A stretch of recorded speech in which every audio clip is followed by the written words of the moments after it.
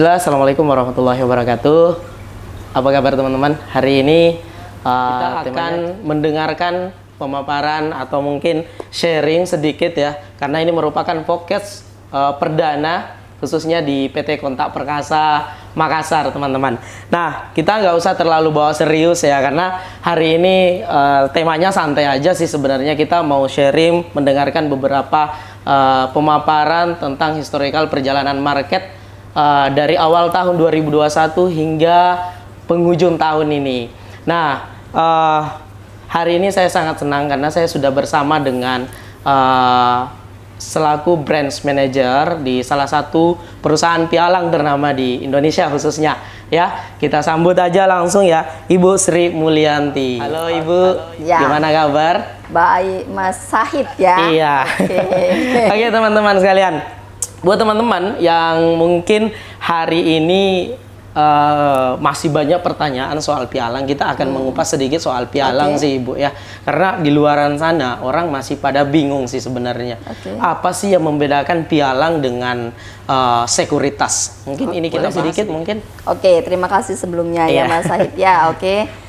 Kali ini kita bahas apa sih pialang berjangka, karena banyak sekali orang awam itu masih rancu ya menyamakan antara pialang atau mungkin sekuritas. Rata-rata kalau orang mungkin taruh uang itu mereka selalu asumsinya adalah mindsetnya adalah saya menanam saham seperti itu.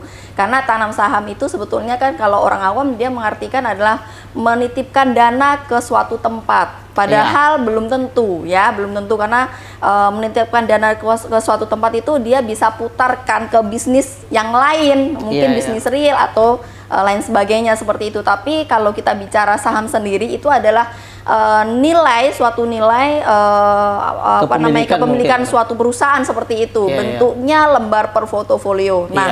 Nah ini yang membedakan nantinya siapa yang menjual saham. Sebetulnya kalau saham sendiri itu yang mengeluarkan adalah Bursa Efek. Oh ya, jadi memang beda ya, antara pasarnya mereka beda ya. Betul. Jadi bursa di Indonesia itu ada dua sebetulnya ya. Yang pertama itu Bursa Efek Indonesia, Kalau dulu terkenal dengan Bursa Efek Jakarta atau Bursa Efek Surabaya. Nah, sekarang jadi satu, jadi Bursa Efek Indonesia. Nah, seperti itu teman-teman. Nah, yang kedua kalau pialang sendiri itu di bawahnya Bursa Berjangka Jakarta. Oh, jadi gitu, memang beda ya? Iya, betul. Nah, jadi seperti itu sih teman-teman. Untuk awal pertemuan kita, ya saya rasa ini bisa memberi pelajaran yang baru sih buat teman-teman ya, yang mungkin masih bingung antara saham dengan antara sekuritas dengan pialang seperti itu. Nah, untuk selanjutnya, apakah